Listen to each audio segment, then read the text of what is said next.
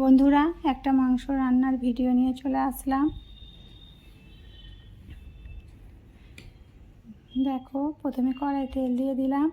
তেল দিয়ে তেজপাতাটা দিয়ে দিলাম, দিয়ে ভালোভাবে একটু ভেজে নিলাম। তারপরে দিয়ে দেব পেঁয়াজ কুচি দিয়ে ভালোভাবে নাড়াচাড়া করে পেঁয়াজগুলোকে ভেজে নেব। পেঁয়াজগুলো নেড়ে চেড়ে ভালোভাবে ভেজে নেব। দেখো, আমার পেঁয়াজগুলো এবার ভাজা হয়ে গেছে। এরপর একে একে আমি মশলাগুলো দিয়ে দেব। রসুনের পেস্ট দিলাম, দিয়ে ভালোভাবে একটু নাড়াচাড়া করে নিলাম। নাড়াচাড়া করে নেওয়ার পর দিয়ে দেব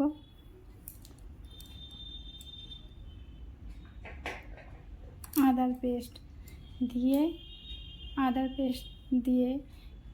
এবার ভালোভাবে আরও নেড়ে চেড়ে নেব মশলাটাকে। তারপরে প্রয়োজন মতো একে একে মশলার গুঁড়োগুলো দিয়ে দেব। প্রয়োজন মতো দিয়ে দিলাম নুন দিয়ে দিলাম। তারপরে দিয়ে দিলাম লঙ্কার গুঁড়ো, প্রয়োজন মতো দেবে, যার যেমন প্রয়োজন। লঙ্কার গুঁড়ো দেওয়া হয়ে গেছে। তারপরে দিয়ে দেবো হলুদের গুঁড়ো দিয়ে দিলাম। এবার দিয়ে দেব ধনের গুঁড়ো দিয়ে দিলাম। তারপরে দিয়ে দেব জিরে গুঁড়ো দিয়ে দিলাম।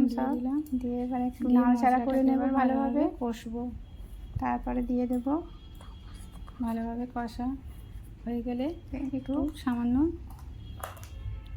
জল দিয়ে দিলাম।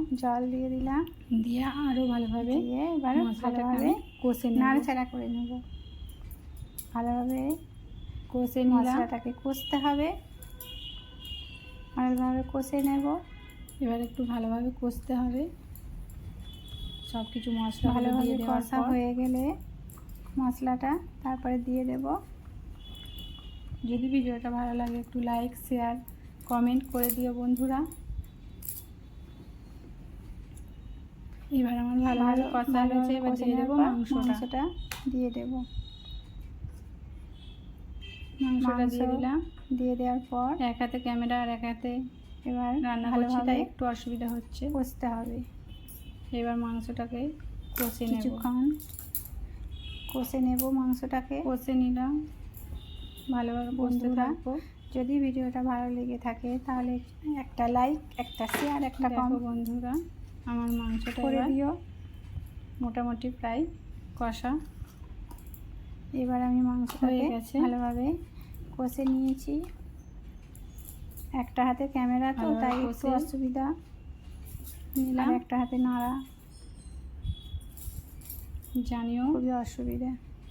ক্যামেরা ধরার মতো তখন আর কেউ নেই, তাই এক হাতেই ক্যামেরা আর এক হাতে রান্না। দেখো বন্ধুরা, আমার মাংস রেডি হয়ে গেছে। মাংস রান্না কেমন হয়েছে জানিও।